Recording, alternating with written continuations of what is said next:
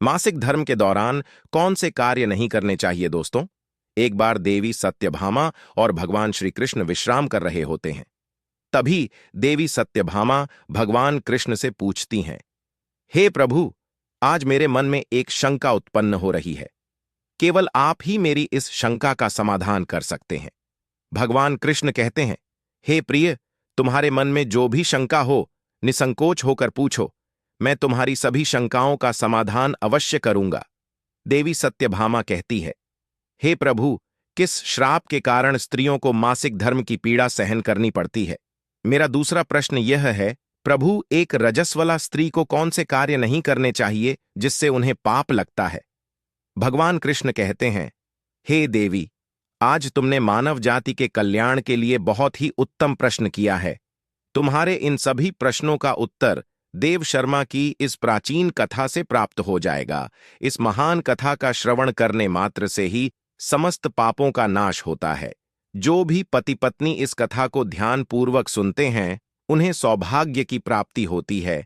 इसीलिए हे देवी, आप भी इस कथा को ध्यानपूर्वक सुनिए। देवी सत्यभामा कहती हैं, हे प्रभु, यह देव शर्मा कौन थे? उनका आचार विचार कैसा था? मैं इस कथा को अवश्य सुनना चाहती हूं। कृपया आप इस कथा को मुझसे कहिए, मैं इसे ध्यानपूर्वक पूरा अवश्य सुनूंगी। भगवान कृष्ण कहते हैं, हे देवी, पूर्व काल की बात है। मध्य देश में एक अत्यंत शोभायमान नगरी थी। उस नगरी में देव शर्मा नाम के ब्राह्मण रहा करते थे। देव शर्मा को समस्त शास्त्रों और वेदों का ज्ञान था। वह परम बुद्धिमान, गुणवान तथा धर्म कार्य में तत्पर रहता था। सभी वर्णों के लोग उन्हें बड़ा सम्मान देते थे। वे प्रतिदिन यज्ञ, दान, धर्म तथा संध्या उपासना किया करते थे। वे पशुपुत्र, बंधु बांधव तथा धन संपत्ति से संपन्न थे। देव शर्मा की पत्नी का नाम भगना था। वह भी अत्यंत चरित्रवान, गुणवान तथा पतिव्रता, धर्म का पालन करने वाली स्त्री थी। फिर एक दिन देव शर्मा ने अपने घर पर सत्यनारायण की पूजा रखी और सभी ब्राह्मणों को स्वयं जाकर निमंत्रण दिया। नगर में निवास करने वाले समस्त मनुष्यों को उसने पूजा के लिए तथा भोजन के लिए बुलाया। फिर पूजा के दिन समस्त ब्राह्मण उसके घर पर पधारे। देव शर्मा ने सभी ब्राह्मणों का विधिपूर्वक पूजन किया और उनका आदर सत्कार किया। फिर उसने सभी ब्राह्मणों को घर के अंदर बुलाया और सुंदर आसन देकर उन्हें बिठाकर मीठा भोजन कराया। ब्राह्मणों को भोजन कराने के बाद उसने भगवान का स्मरण करते हुए सभी को वस्त्र आदि का दान करके विदा किया। वे सभी ब्राह्मण देव शर्मा को आशीर्वाद देकर वहां से चले गए। उसके बाद उसने अपने परिवार, बंधु बांधव तथा अनेक दीन और भूखे लोगों को भोजन कराया। इस प्रकार से सभी को भोजन कराकर और पूजा संपन्न करके जब वह ब्राह्मण अपने घर के द्वार के सामने खड़ा रहा, तब उसने देखा कि उसके घर के सामने एक कुतिया और बैल बात कर रहे थे। उस ब्राह्मण ने उस कुतिया और बैल की पूरी बात सुनी तो उसे बड़ा आश्चर्य हुआ। वह कुतिया और बैल उसके माता पिता ही थे, जो पिछले जन्म के पाप के कारण इस जन्म में कुतिया और बैल बन गए थे। तब वह ब्राह्मण मन ही मन सोचने लगा, यह दोनों तो साक्षात मेरे माता पिता ही हैं, जो मेरे घर पर पशु बनकर आए हैं। किस कारण से इन दोनों को प्राणियों का शरीर प्राप्त हुआ? अब इनके उद्धार के लिए मैं क्या करूं? इस प्रकार विचार करते हुए उस ब्राह्मण को रात भर नींद नहीं आई और वह रात भर भगवान का स्मरण करते हुए सोच विचार करने लगा।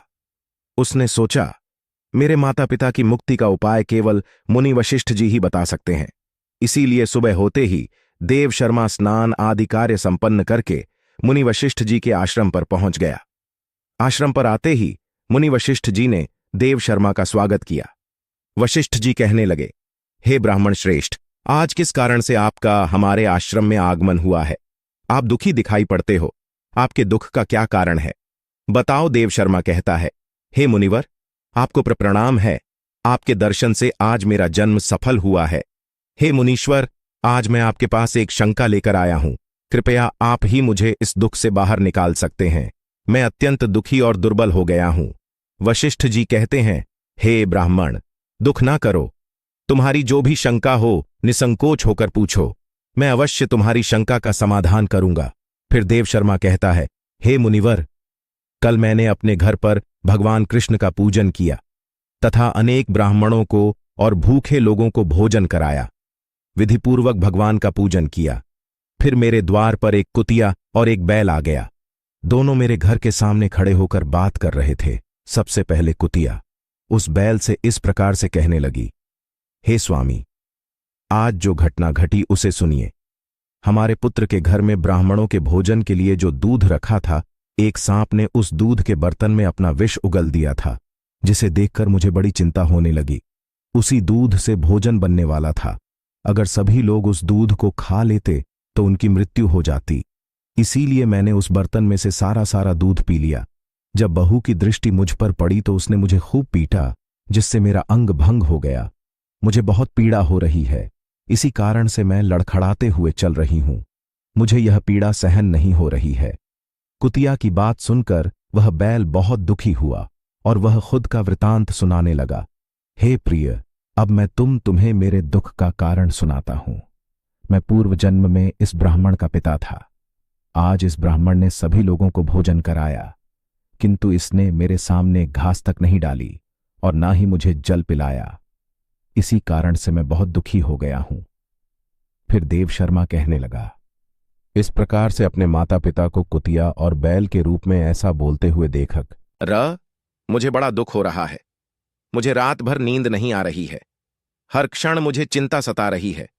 मैंने कभी कोई पाप नहीं किया है, हमेशा धर्म के कार्य किए हैं। फिर भी मेरे माता पिता को ऐसे कष्ट झेलने पड़ रहे हैं। इसी कारण से आज मैं आपके पास आया हूं। कृपया आप अपनी योग्य शक्ति से पता करके मुझे बताइए, किस कारण से मेरे माता पिता की ऐसी दुर्दशा हुई है और उनकी मुक्ति के लिए मुझे कौन सा कर्म करना चाहिए। फिर गुरु वशिष्ठ ध्यान लगाते हैं और उस ब्राह्मण के माता पिता के पूर्व जन्म के कर्मों को देखते हैं और देव शर्मा से कहने लगते हैं, हे ब्राह्मण, तुम्हारे माता पिता ने पिछले जन्म में घोर पाप किया है। उसी पाप के कारण आज उनकी ऐसी दुर्दशा हुई है। देव शर्मा कहता है, हे गुरुदेव, किस पाप के कारण मेरे माता पिता की दुर्दशा हुई है? कृपया विस्तार से बताइए, मैं जानना चाहता हूं। फिर आर्षि वशिष्ठ कहते हैं, हे ब्राह्मण देवता, तुम ध्यान से सुनो। यह बैल जो तुम्हारे पिता हैं, यह पिछले जन्म में कुंडी नगर के श्रेष्ठ ब्राह्मण रहे हैं। इन्होंने एक दिन एकादशी का व्रत करके भोजन किया था। एकादशी के व्रत के दिन इसने दान धर्म भी नहीं किया। इसने द्वार पर आई गायों को कभी भोजन नहीं खिलाया। इसने अपने पितरों का श्राद्ध भी विधिपूर्वक नहीं किया। तुम्हारे पिता ने पिछले जन्म में मासिक धर्म के दौरान ही तुम्हारी माता के साथ संबंध बनाया था और इसी पाप के कारण इसे इस जन्म में बैल का रूप प्राप्त हुआ है। अब तुम्हारी माता के बारे में सुनो। तुम्हारी माता ने रजस्वला होते हुए भी भोजन बनाया। मासिक धर्म के दौरान ही इसने भगवान की पूजा की, तुलसी को जल चढ़ाया। रजस्वला होते हुए भी इसने भगवान को भोग लगाया। इसी कारण से इसे महापाप लगा है। मासिक धर्म के दौरान स्त्री 3 दिनों के लिए अपवित्र हो जाती है। मासिक धर्म के दौरान स्त्री को पूजा पाठ नहीं करना चाहिए। स्त्री को इन 3 दिनों में अपने बाल भी नहीं धोने चाहिए।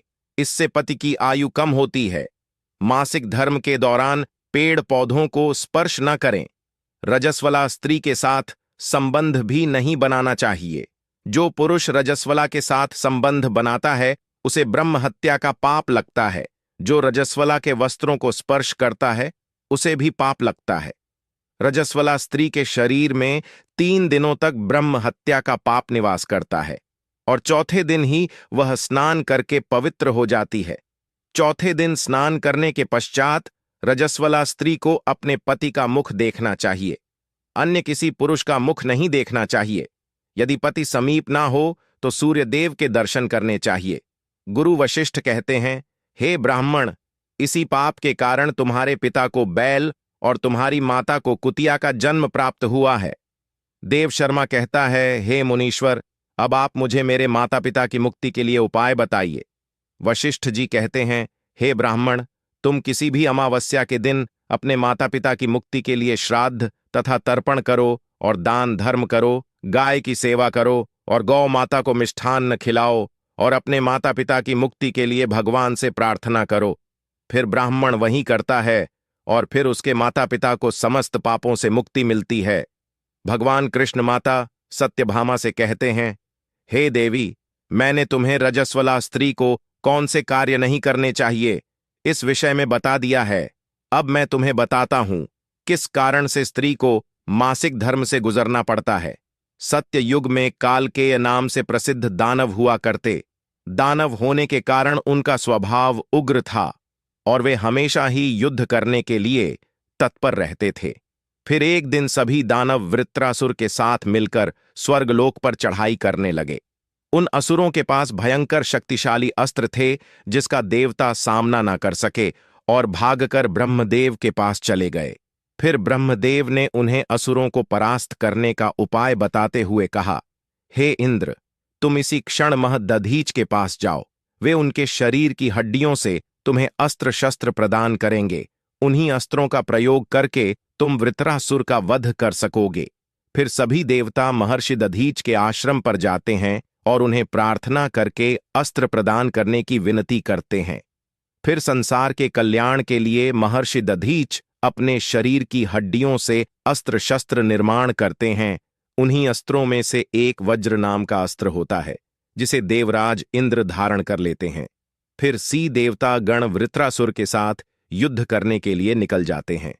देवताओं और दानवों के बीच भीषण युद्ध होता है। सभी देवता आकाश में दानवों से युद्ध के लिए एकत्रित हो जाते हैं और प्रहार करने लगते हैं।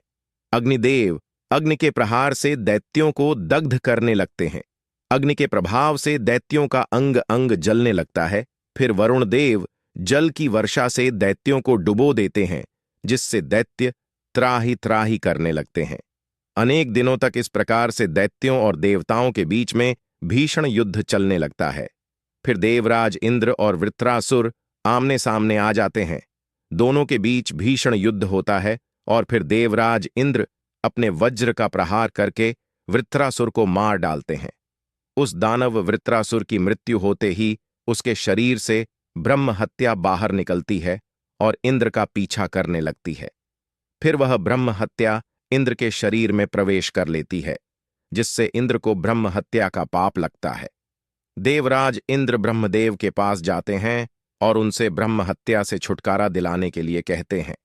फिर ब्रह्मदेव उस ब्रह्म हत्या को इंद्र के शरीर से निकलने की आज्ञा देते हैं और वह ब्रह्म हत्या इंद्र के शरीर से बाहर निकलकर ब्रह्मदेव से कहने लगती है, हे परमपिता, अभी तक मैं वृत्रसुर के शरीर में निवास कर रही थी, क्योंकि उसने अनेक ब्रह्म हत्याएं की थीं।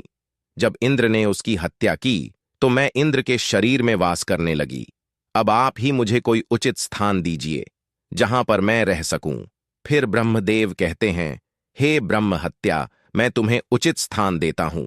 फिर ब्रह्मदेव ने ब्रह्म हत्या के 4 भाग किए और कहा, हे ब्रह्म हत्या, तुम्हारा 1/4 भाग अग्नि के भीतर रहेगा। जो भी मनुष्य अग्नि को आहुति नहीं देगा, तुम उसके शरीर में प्रवेश कर लेना। तुम्हारा दूसरा 1/4 भाग जल के भीतर रहेगा। जो भी जल में थूकेगा अथवा मल मूत्र का त्याग करेगा, तुम उसके शरीर में प्रवेश करोगी। फिर तीसरा 1/4 भाग पेड़ पौधों और वृक्षों के भीतर रहेगा। जो भी मनुष्य अकारण ही वृक्षों को काटेगा, उसे भी ब्रह्म हत्या का पाप लगेगा। फिर ब्रह्मदेव ने अप्सराओं को बुलाया और कहा, हे अप्सराओं, इस ब्रह्म हत्या का 1/4 भाग तुम ग्रहण करो। अप्सराएं कहने लगीं, हे प्रभु, आपकी आज्ञा से हम इसे ग्रहण करने के लिए तैयार हैं, किंतु हमें भी इससे मुक्ति का कोई उपाय बताइए। फिर ब्रह्मदेव कहने लगे, हे अप्सरा, जो भी पुरुष रजस्वला स्त्री के साथ संबंध करेगा, उसके अंदर यह ब्रह्म हत्या प्रवेश कर जाएगी। इस प्रकार से ब्रह्म हत्या के 4 भाग हुए, एक अग्नि में, दूसरा जल में, तीसरा वृक्षों में और चौथा स्त्रियों के अंदर प्रवेश कर गया। उसी ब्रह्म हत्या के भाग के कारण स्त्रियों को मासिक धर्म आता है। जो भी पुरुष मासिक धर्म के दौरान स्त्रियों को स्पर्श करता है अथवा उनके साथ संबंध बनाता है, उसे ब्रह्म हत्या का पाप लगता है। भगवान कृष्ण कहते हैं, हे देवी, इस प्रकार से मैंने आपको स्त्री के रजस्वला होने के पीछे की कथा और रजस्वला स्त्री को कौन से कार्य नहीं करने चाहिए आदि के विषय में बता दिया है। मां सत्यभामा कहती है, हे प्रभु, आज आपने मुझे बहुत ही महत्वपूर्ण ज्ञान दिया है। मैं भी आपको वचन देती हूं, जो भी स्त्री मासिक धर्म के दौरान पूजा पाठ करेगी, पति के साथ संबंध रखेगी, उसके घर में मैं प्रवेश नहीं करूंगी। तो दोस्तों, इस प्रकार से मासिक धर्म के दौरान स्त्रियों को यह कार्य नहीं करने चाहिए। आपको यह कथा कैसी लगी? कमेंट करके जरूर बताएं। जानकारी अच्छी लगी तो वीडियो को लाइक जरूर करें। कमेंट में जय श्री हरि कृष्ण अवश्य लिखें। साथ ही चैनल को सब्सक्राइब करें। आप सभी का धन्यवाद।